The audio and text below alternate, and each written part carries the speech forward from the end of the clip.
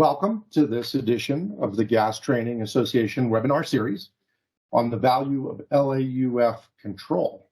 My name is Ernie Hauser, and I serve as president of C-Smart Analytics. I will be your presenter today, along with Doug Hinkle, representing the Gas Training Association. I have the privilege also of being joined by Lee Wheeler, Ed Hanks, and Sid Dufresne, who will help with the discussion in the Q&A period. And I want to specifically thank the Gas Training Association, Doug Hinkle, Sid, Lee, and Ed for their contributions to the content of this training webinar. First, as we get started, I'd like to briefly define a list of terms for you, as we'll use them in the rest of the webinar. First, I think it's helpful to go back to basics. Measurement is not accounting. It is not counting. All measurements are wrong. They never perfectly match the true value. The goal of measurement assurance teams is to control and minimize the frequency, duration, and magnitude of errors. Uncertainty is the range of unknown errors in which a measurement would be expected to fall, typically expressed on a 95% confidence interval. In other words, 95 out of 100 identical measurement stations would have errors expected to fall within plus or minus some percentage of true throughput. Accuracy of a measured value refers to how close a measurement is to the correct value. The uncertainty in a measurement is an estimate of the amount by which the measurement result may differ from this true value. Precision of a measured value refers to how close the agreement is between repeated measurements. Native bias is what I refer to as the built-in error in a measurement station, which is an unknown actual error that we have in a measurement station that is an aggregate of the collection of unknown errors in each device or instrument involved in the measurement. This is usually described as falling within some degree of probability as a range of errors that might be present. We would say, for example, the uncertainty of the station is plus or minus 0.3% on a 95% confidence basis. Operation bias would be an error that creeps in or suddenly occurs because of some unforeseen operational condition. This could be equipment degradation or failure, or foreign objects in the pipe, or a communication problem, as examples. A fuel tracker is a system that records and tracks the costs associated with transporting gas from point A to point B. It's typically used to support rate cases or transport pricing periodically. Transportation rates are the prices charged by the transmission or distribution company to move a unit of volume of natural gas from point A to point B. Today, we will focus on lost and unaccounted for gas, LAUF. We'll hope to answer the following questions about LAUF. What is LAUF? Why is LAUF important to the transmission and distribution enterprise? How is LAUF viewed differently by different groups within the organization? And what are the important disciplines and activities required to reduce and control LAUF? LAUF is the net difference between all accounted for receipts minus all accounted for deliveries. Put another way, LAUF or LUG, LUF, LUAF, among many other acronyms, refers to the difference between the gazintas and the gazoutas, measured in a defined system, like a pipeline or a pipeline and storage cavern, etc. We sometimes might refer to that defined system as an LAUF segment. We should note that the LAUF value can be either positive or negative, that is, either a gain or a loss. It is typically expressed as a percent of throughput. So, LAUF consists of the net total over a defined period of time of unmeasured fuel gas, lost gas due to atmospheric releases during operations, measurement error, and unaccounted for change in inventory. As you can infer from the definition, LAUF is an overhead cost of doing the business of transporting gas from one place to another. Generally, pipelines operate in either free markets or markets that are priced regulated by utility commissions. In the free market case, the risk of LAUF is assumed by the operator. And LAUF is a cost of operation which directly reduces the operator's profits. In the price-regulated market case, fuel trackers allow LAUF to be passed along to the customer in a fixed transportation rate. The results from the fuel tracker system will be used periodically to adjust the maximum transportation tariffs that may be charged.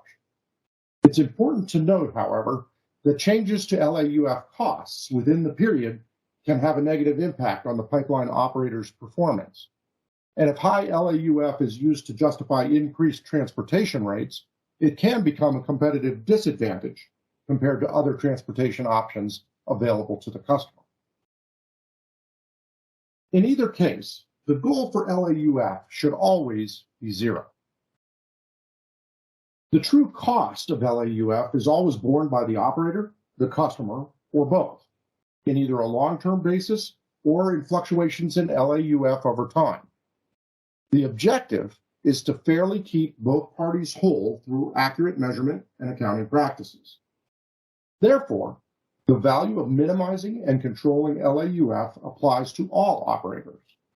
There may be a few cases where contractual provisions will keep operators whole where LAUF costs are passed on to the customer, but those costs will eventually have an impact in any competitive market. Winners and losers aside, there is also a real value in measurement integrity. LAUF is the highest level and most comprehensive metric for evaluating an organization's measurement function. The value is always realized during contract negotiations and during measurement error resolution.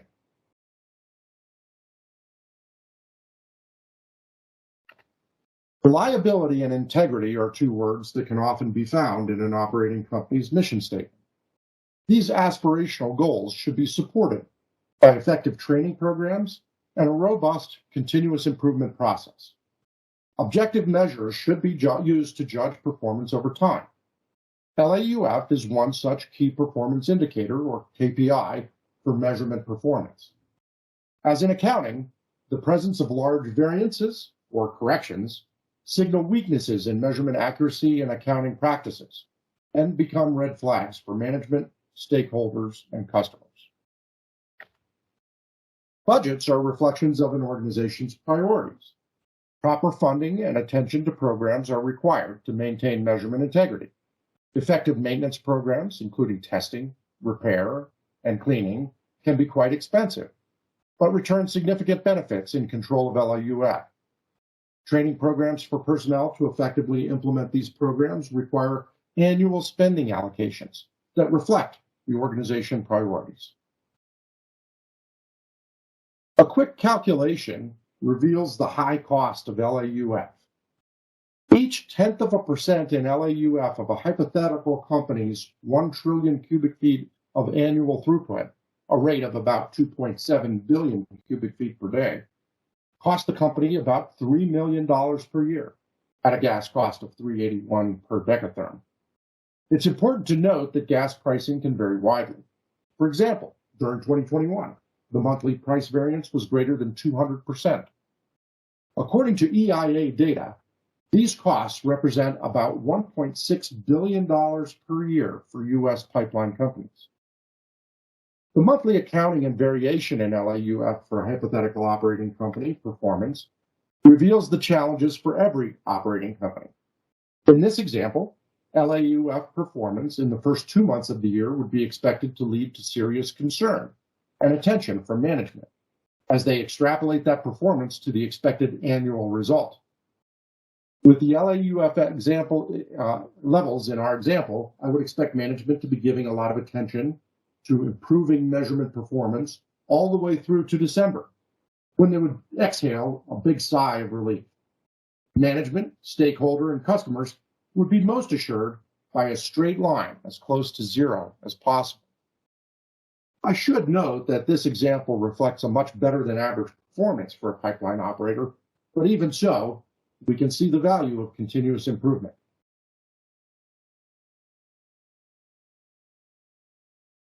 Touched upon the importance of maintenance and training to achieve LAUF control. But what are all the elements that go into achieving the elusive goal of reliable and accurate measurement?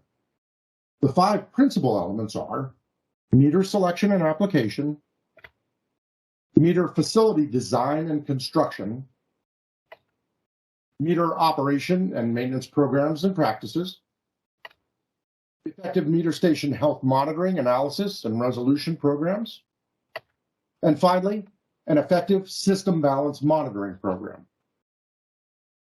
Effective training on all elements is essential. Let's focus on each one of these areas in turn. The first element is meter selection and application, picking the appropriate meter technology and traceable calibration procedures to satisfy the operating range with the optimum overall uncertainty in the integrated measurement. We would pick one or more of the available technologies to satisfy the requirements of the uncertainty objectives and capital budget objectives for the station. Ultrasonic meters are high-performance meters with superior dynamic range and diagnostic capabilities that can potentially result in lower operating costs. Orifice meters are often used for production wells and common measurement points. Turbine meters are good for low and mid-range flow ranges at lower pressures. Auto-adjust turbines may be preferred over orifice meters for delivery stations, as they offer some degree of error detection and alarming capability. Positive displacement, or PD meters, are ideal for very low flow and low pressure applications. Coriolis meters are suitable for low to medium flow rates, have no pressure limitations other than their ANSI rating, and they offer some degree of meter health monitoring through diagnostic data. The important thing to remember is there is no free lunch. There are always trade-offs in cost and performance. The next element is the arrangement of our selected devices in the meter station. This is closely related to the selection of the metering technology. We will want to arrange the meters and the stations such that the optimum overall measurement uncertainty is achieved. This would include application strategies such as pay-and-check metering, redundancy, and the use of multiple parallel meter runs, to name a few. General station outline layout considerations include overall uncertainty, operational redundancy, and gas quality sample location and handling. Operability considerations may include improved maintainability by installing meter bypasses, internal access for meter cleaning, and meter shelters to improve maintenance personnel working conditions. Finally, we will want to consider installation effects on metering accuracy by employing best practices for flow conditioning and header design.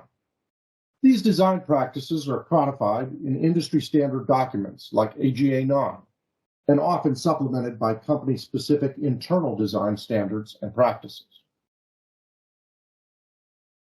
This slide quickly demonstrates the impact that meter selection and arrangement decisions can have on expected LAUF results. Our example shows combinations for our hypothetical pipeline with 1 trillion cubic feet of annual throughput at a gas cost of $5 per million standard cubic feet. For example, our first case here shows that expected uncertainty in LAUF if we have just one high accuracy 0.5 class meter on each end of our system. We would expect the range of LAUF expressed by the uncertainty of the difference in our measurements to be 2.6 billion standard cubic feet, worth about $12.9 million. Contrast that with the fifth example here that shows that if we selected 500 low accuracy 2% class meters to measure the inputs and 500 more to measure the outputs, our expected range of LAUF would be just 0.5 billion cubic feet, worth only $2.3 million. Now, the cost of 1,000 meters, plus the different station arrangement, capital, and maintenance costs may overwhelm that difference. But we can see that these considerations can have a significant effect on the outcomes. The next element is meter operation and maintenance programs and practices. Programs, procedures, and personnel all influence the outcome. Personnel selection and training, including, for example, apprenticeship programs, are valuable. But even when seasoned specialists are available, effectiveness and best practices can be lost in knowledge transfer, especially with the personnel challenges the industry faces today. Let's go back to our list and take the last two elements together. Effective monitoring, analysis, and resolution processes all take time during which measurement error can occur, grow, and persist before correction.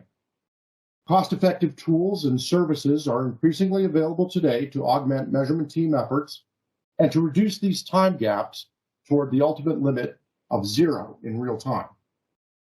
This is the area where my company, C-Smart Analytics, a leading provider of automated real-time analysis services, helps our customers continuously improve. Effective system balance monitoring programs are likewise valuable tools in controlling LAUF. I want to emphasize that effective training on all of these elements is essential to control and maintain low LAUF. In the next section, we will use some examples that demonstrate the necessity for effective system balance tools, effective meter station health monitoring, and timely analysis and resolution programs to support them. We'll first consider 4 different scenarios where combinations of random errors within the expected uncertainty range result in different-looking system balance results. This will give us a kind of baseline to compare with some cases where additional errors are encountered. We've selected some real-world cases that will help demonstrate how engineering design, pipeline operations, and measurement operations might show up in the system balance. Let's look at how an LAUF trend or system balance can be used and what it can tell us. The schematic in the top left of our example here shows 3 receipt meters and 5 delivery meters. We will use our hypothetical pipeline with our throughput of 2.7 billion cubic feet per day as our example. The top right-hand graph illustrates the daily balance in light blue for a 12-month period. The diamonds represent the monthly averages. We will use the vertical lines a little later. They, of course, represent quarters, but for our examples, they will also represent periodic on-site station inspections and results and tests. The bottom right-hand graph in our illustration shows the accumulated total loss or gain in millions of dollars for the simulated balance. $4 per decatherm is used as the gas price in these examples. Green represents a gain, while red represents a loss. We can see in this first example that the balance was in the green during 5 periods and in the red during 4 periods. The trend remains very close to balanced or 0, and so for the year, the percent balance was 0.00, or 5 decatherms per day. LAUF totaled to $100,000. But let's look at 3 more random examples.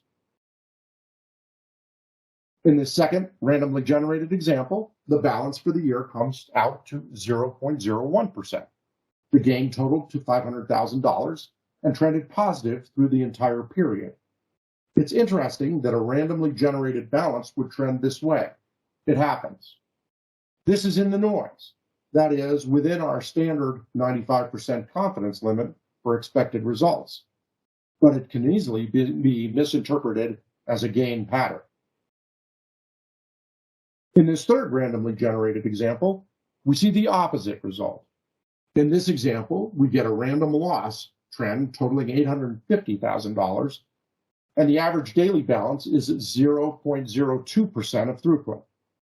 When we created this data set, the expected variance was set, such that a 95% confidence interval, it should produce balances of plus or minus 0.018% of throughput, or $730,000 per year. So this outcome is ever so slightly outside the 95% confidence interval, meaning the probability of this case actually happening is about 1 in 20. For reference, that is about 20 times more probable than your being in a car accident if you drive 1,000 miles. This result can easily appear as a loss pattern, causing measurement teams to invest significant time and resources into searching for a non-existent problem. I define the word problem here as an operation bias or possibly a native bias outside of our expected uncertainty range. System balance training and system balance modeling can help appropriately set a measurement team's expectations based upon the equipment and arrangements of the system. In this case, our system should balance to within 0.02% of throughput. This slide represents an unfortunate but possible outcome. Now let's move to the fourth example of balance outcomes of systems with no problems. We see in this slide a less extreme but still troubling result. The balance trends high and then low, totaling to a loss of about $400,000 for the year. What's interesting here is the trend. For the first 9 months of the year, the system was slowly gaining. At mid-year, and even through the third quarter, it appears to the team and management that the annual result will be a modest gain of perhaps $200,000. Then, in the last quarter, the balance trends down unexpectedly, leading to the $400,000 loss. These surprises tend to be unwelcomed by management, but as we defined the case, there are no errors here outside our accounted uncertainties. This illustrates one of the difficulties of the measurement management business: communicating expectations. So in summary, the random balances we used for the last 4 examples produced daily balances of plus or minus 0.4%, the light blue scatter, monthly balances of plus or minus 0.07%, the gold diamonds, and an annual balance of less than plus or minus 0.02% at a 95% confidence interval. With that said, for the 2.7 billion cubic feet throughput and gas price of $4 a decatherm, the simulations can result in annual gains or losses of up to $730,000 a year at 95% confidence. This is essentially our noise floor of the system balance. Now let's move on to the first error case study. This slide defines our first error case. The graph at the top right is showing the flow through the meter with an error as a percent of total throughput. The bottom right graph illustrates the error profile over the course of a year as a percent of meter flow. This case illustrates a common installation effect, a bias at a receipt meter of 0.2%. The bias is always present, and so the monetary error caused is calculated as 0.2% times 2.7 billion cubic feet a day times 60% contribution for the meter flow in question times 365 days a year times $4 a decatherm, which totals to $4.7 million. This is what the system balance graph would look like. The accumulated graph shows a loss of 3.25 million, which is not the 4.7 million we calculated knowing the error. This is because the error case here happened to be superimposed on our example where the annual balance trended high by $1.5 million in the absence of a problem. So here the result is only $3.25 million balance loss, which masks part of the problem, but nevertheless indicates a result that is outside the expected plus or minus $730,000 uncertainty range. It's interesting to look at the top graph. Can you discern the bias in the light blue data series or in the diamonds? How many months would have to pass before you're sure you have a problem? This type of problem speaks to the importance of good meter installation, design, and practice. Metering design training is critical. Metering diagnostics and analysis that can identify installation effects is also critical. Let's move to case study 2. It is like case study 1, but this time there's a systematic metering station design problem. Perhaps it is the upstream header design that is common at all the receipt metering sites, but not the delivery sites, that is causing a small 0.1% bias on all the receipt volumes. We see this in the 2 graphs. The top graph is fixed at 100%, meaning all of the receipt flow. The bottom graph is set to 0.1%, meaning the error is 0.1% of all throughput. Look here at the result. They look almost the same as in case 1, which is an installation effect at a single meter. This begins to show the limitations of system balance. Looking at the balance trend alone, we can't determine the cause of the trend or the number of meters involved. However, we do eventually know there's a problem. Let's look at case study 3. In this example, let's suppose filtering and separation equipment failed mid-year at one of the receipt sites downstream of the receipt measurements. This in turn caused contamination buildup in all 5 of the delivery meters, causing a 0.3% error in all the delivery gas measurements. We can see the top graph is fixed at 100%.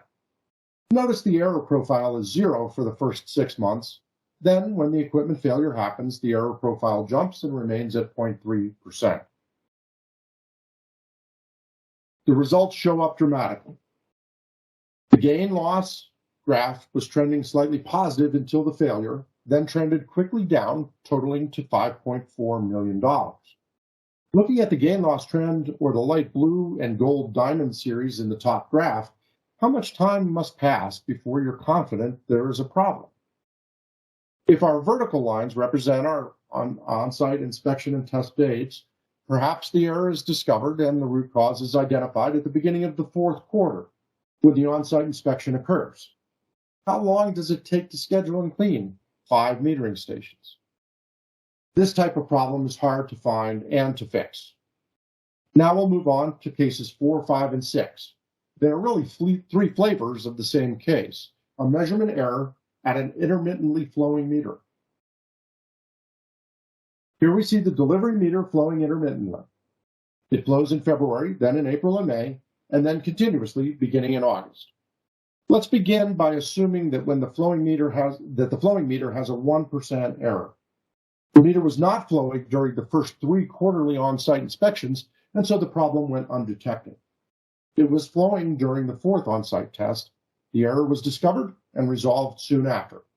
We can see this timeline represented in the bottom error profile graph. The balance graphs are interesting for this problem. Looking at the top graph, there is a correlation between when the meter flows and the balance, and the blue and gold series dip when the meter flows. The accumulated gain-loss pattern trends flat when the meter is not flowing and down during the periods of flow.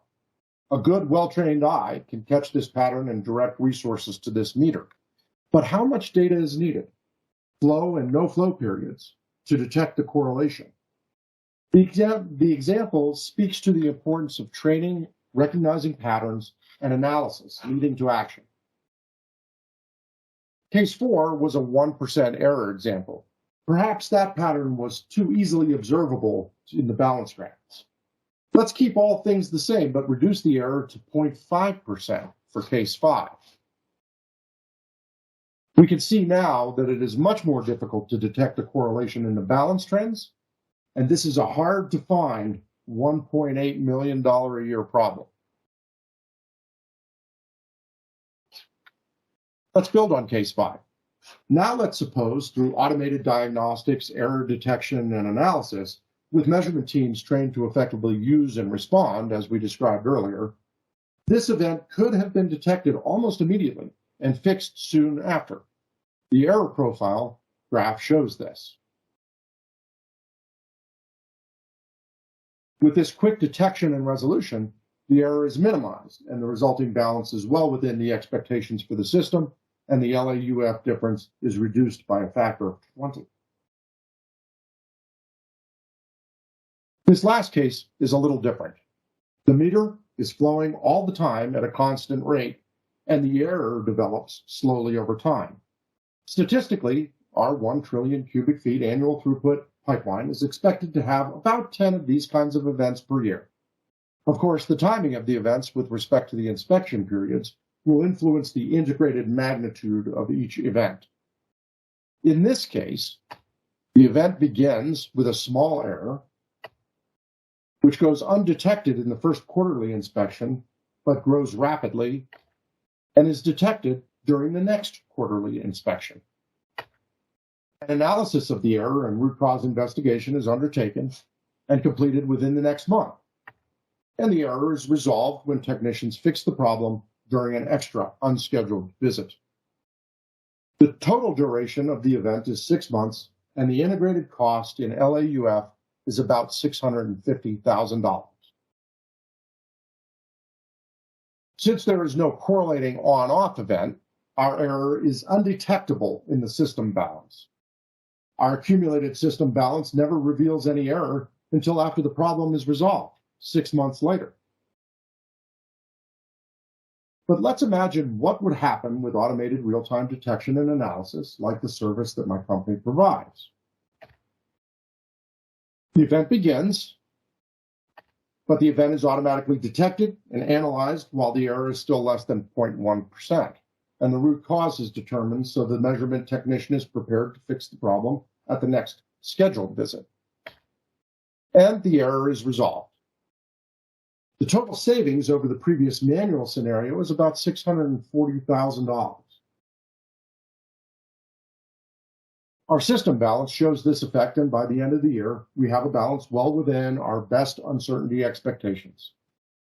I hope that this set of examples is useful in thinking through the importance of using LAUF, or system balance, as a diagnostic, and how shortfalls in engineering training and measurement operations training can lead to large measurement problems going undetected for considerable periods of time. Finally, I hope the examples illustrate that automated diagnostics and error detection, coupled with measurement teams trained to effectively use and respond, can and do minimize error. Early detection can allow specialists to become aware of issues sooner than they would otherwise discover them during routine periodic tests.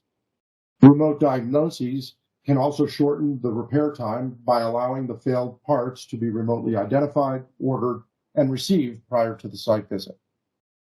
The result is that companies who have successfully employed these automated detection services have typically outperformed their peers by a factor of 10, as measured by the LAUF API.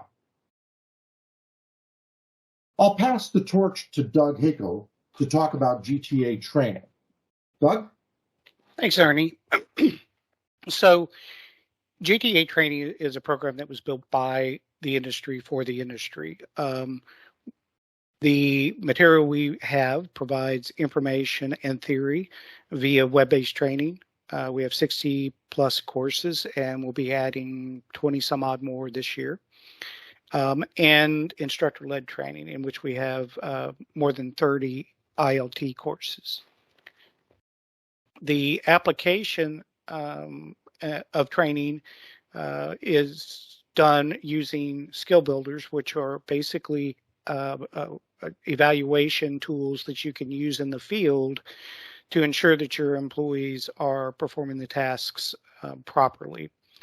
We also have discussion guides so that individuals can go back to the job after a classroom training or the web-based training and have a discussion about the company's policies, procedures, as well as the things that the company's doing, for example, with LAUF. And finally, we have a constantly expanding library developed by our member organizations. Again, as I mentioned, we have 20 some odd additional courses, web-based courses coming out this year.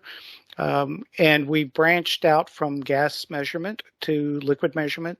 So a good portion, at least 50% or more of the new content is focused on liquid measurement. For more information, you can go to www.gastraining.org. And there you can take a sample course to see what the content is like. There's also a form for you to be able to contact us if you're interested in purchasing the content or becoming a member. So an additional thing that I wanted to point out was that the content that we have is flexible. So all of our members use it in different ways. So some companies have created a 10-week classroom training program and partnered that with OJT. Some are using the web-based training material to partner with their OJT or on-the-job training. The web-based training is used as a prerequisite for training either on the job or in the classroom. It is also used for just-in-time training so that individuals can, who are working on maybe a different technology, can get up to speed quickly by taking the online courses. And finally, the skill builders are used to verify the ability of that employee to perform the tasks. So we have a very flexible curriculum that can be used by organizations no matter how their training programs are structured. And I was glad to see that we had 0 votes on none when it came to which of the training your employee or your organization is using. So again, if you go to gastraining.org, there is a contact us form there, and as well as the free course for you to take, so you can see the quality of the material that we have. Ernie, I think we're ready for questions and answers. Yep, that concludes our prepared slides. And once again, I remind you, post questions to the chat session if you've not already done so. And I can see that we have a few minutes left in our webinar. So with that, I'll ask my colleagues Sid and Ed to join me, and we can discuss the questions that have been posted with our remaining time together. Yeah, so Sherry's, she wanted to hear more about how to determine when LAUF is a problem and when it is not. Okay. Ed and Sid, Sid, you're the measurement lead, and so you spend a lot of time worrying about LAUF. Do you want to try and field that one from Sherry? Yeah, I'll take a shot at it. So Sid Dufresne with Boardwalk. The truthful answer is that it's when you reach upper management sensitivity level. We actively try to set these sensitivity level parameters ahead of time, and we do that with our audit folks. And so we agree on what is an acceptable variance. And going to the whole balance issue, we know that we're never zero. Ernie made the comment that this is not accounting, this is not a discrete or a digital process. We know that's the number that we won't see, and so we have to try to be on the same page with management and with your audit services on what is acceptable and what is a problem. And so for us, we do that with statistical analysis up front. We take a look at our systems. I believe that Ernie and his company have tools that will assist anyone who wants to do that. And with those tools, you can set and define what are acceptable, what I call maximum deviation limits. Some people call them goals. You can establish them at whatever you're comfortable with. But the best answer to that question is that if you are on the same page with your management, then you should have a common understanding of what is and is not acceptable, and it would be when you reach those sensitivity limits. And Sid, I'll add to that too. The points that we made during the discussion about the value of that measurement error, if you will, the negative value of measurement error is significant. So to put that in context and look at it statistically, in today's gas measurement stations, a typical field uncertainty should be in the neighborhood of that 0.3% that I mentioned and used in our examples. And those are the collection of random uncertainties that just give you an overall analyzed or calculated uncertainty for each measurement station. When you have a statistical number of those, and that is not a terribly large number, it can be anything over 20, essentially. Then when you combine those in a random nature, because they should all be random with respect to each other, you really should get LAUF balances on the order of 0.02%. In the US, at least where the EIA data is collected, that number averages across all of the pipelines reporting to 0.4%, which is suggestive that says either we have miscalculated optimistically our measurement uncertainty for our designed gas measurement stations, or we're not doing as good a job controlling it. And I can say I know the answer to that question because when people have made the effort to reduce LAUF control, the concerted effort to do that, to reduce measurement error, they actually get very close to that asymptote, that statistical combination number. So I know that there's lots of room for opportunity for improvement. I think that's right, and I'll just throw some numbers out there for us in our case. 100% LAUF is $1 million, not generally speaking for Boardwalk. And so, 100% sounds like a very small amount, and statistically it is. And we perform within that range. But, the reason I brought up upper management is because it is $1 million. And so they are sensitive to that. So it's important to have that conversation, with them. The other thing I'll say is that, we had some comments about different tolerances for different companies. And I think one of the first things that you would want to do is you'd want to try to analyze your systems for capabilities. That's what I talked about a while ago with the tools that Ernie's company has. Know what your performance could be. Because, there's a lot of folks now, and there's also a lot of interest in doing more in the future of using this LAUF to indicate potential atmospheric leaks with all the greenhouse gas emphasis right now. And so if you are running a LAUF percentage that is beyond the capability of your equipment, someone will at some point assume that it's atmospheric leakage, or it'll have to be assigned to some bucket. And so I would, for me and my role at my company, I would be very proactive at attacking those down to the level that I think my system's capable of.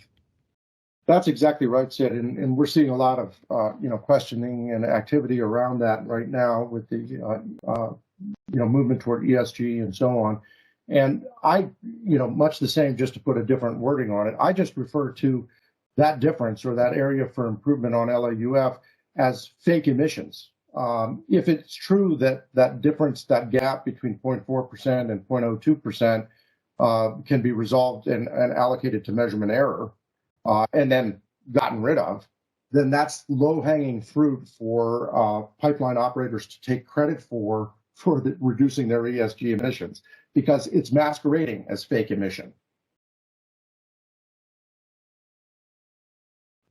Yeah, so I would suggest the take from that question, which was a really good one, is that if anyone who has an interest in LAUF doesn't currently know their system's capabilities, where your control limits can reasonably be set at in terms of the performance of your equipment, it's a good number to dig up, good number to establish, good number to communicate to management.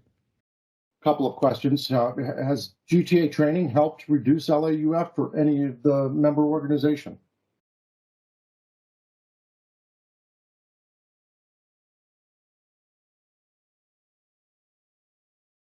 Sid, y'all implemented a full program. Do you feel like it has helped your organization? Yeah, we feel like as though that is the case. The industry is cyclical. And so I've been here for too many years, probably 38 now. I really don't even know anymore.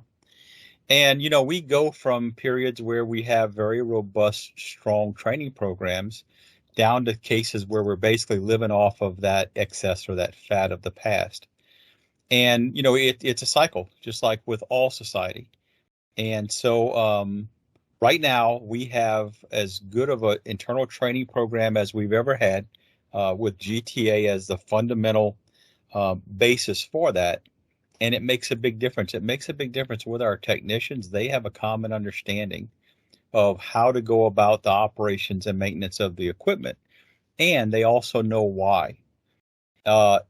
As this is applied throughout the industry, the goal is that when they meet with their counterparts in the field to do their job, they may have the same understanding of the operations maintenance of the equipment and why. And, if we ever get to that point, that's where Boardwalk sees the benefit, where technicians meet in the field. They have a common understanding of what's required to operate, best practice of what's required to operate and maintain equipment. They know what they're doing and why. Not a lot of subjectivity in different methods and techniques. Another good question out in our chat room of how much impact would line pack calculation have on LAUF? Sid, you operate a pretty sophisticated system balance. Can you give a feel for that? Yeah, we account for line pack. And my view is we refer to line pack as inventory. We see it as nothing other than a storage field. It's just displacement in the pipeline. And so the answer to the question is it really depends on the displacement of your system, how big the area is of your pipeline, if you calculated it out, and how much your pressure varies. And so if you can operate a very large system with no pressure variance, and line pack is a non-issue once the initial fill. So what I would say is that I believe in a typical system like ours, our pressure routinely varies on the neighborhood of at least 20%. And if we didn't account for line pack, then we would expect a variance of 20% of our static corrected product in the system. And that would be I don't know what that is on the bottom line. It depends on the segment that it's in, because we operate many discrete segments in the field, but it would be material. Hey, Sid, what would you expect to be an acceptable uncertainty for any line pack calculation? Yeah, so ours, that's a great question. So if you don't operate a model, it's 100%. So if you operate a model, you're getting close to the right answer. On our system, we can assess this pretty well, because we do watch our variances and we watch our accumulations over time, and we can follow that, and really it's pretty easy to correlate line pack model inaccuracy with system balance change in a well-sized LAUF segment. And for us, the answer is we've got some that are just absolutely right on, and we have some with up to 20% error. Okay, thanks. Yep. I also wanted to kind of piggyback off your discussion about the technician training, and how that's helped reduce LAUF. I think it's also beneficial for any of the back office folks that look at this data daily and look at the trends. It's important for them to understand, where this information comes from, how it gets generated, and what kind of expectations they should have out of the data itself. And I think that helps them be able to make the right decisions when it comes to performing edits or even analyzing for errors. Very good. Well, I think that's right, and I guess I'll just sum up too by noting that when you're looking at the different tools that we have associated with at our disposal, I should say, the averaging interval for each one provides for different capability and results. The system balance tools tend to be long-term averaging, and the reason Sid can find his inventory or line pack calculation errors is because you're looking at a relatively long time period where you can see and correlate that data with losses that show up in the system balance. And then if you want to get that time period reduced, you really have to start looking at the station by station level. And you want to try and do that in as close to real time as possible for the limit of performance, the lower limit of performance or upper limit of performance, I should say. That makes sense. With that, Doug, I think we are out of time. We are. If you want to jump to the last slide. Yep, I'll just remind the audience that they should go to gastraining.org to get more information about this and all the other training materials and seminars available. Any other thoughts before we leave, Doug? No, Ernie, I want to thank you for spearheading this this webinar. It's been very, I think, beneficial. I know it's just a start. It's just the tip of the iceberg. And GTA will be working on LAUF web-based training beginning next year, or this year, but later in the year. Well, we're happy to help. And once again, I want to contribute, give a shout out of thanks to Sid and to Lee and to Ed for helping with the content. Thanks, everybody.